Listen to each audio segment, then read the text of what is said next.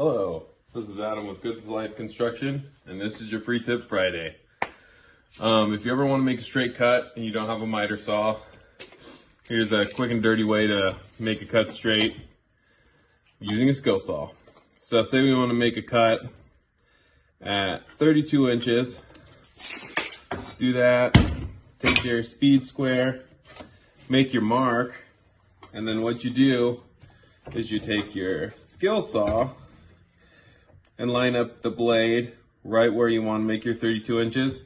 Make sure you're holding the speed square nice and tight, and what we're going to do is we're going to use the speed square as a guide for the saw.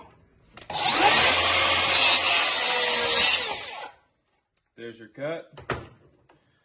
I didn't have the blade deep enough, but there's a nice square cut, and you didn't use a miter saw. There's your Free Tip Friday.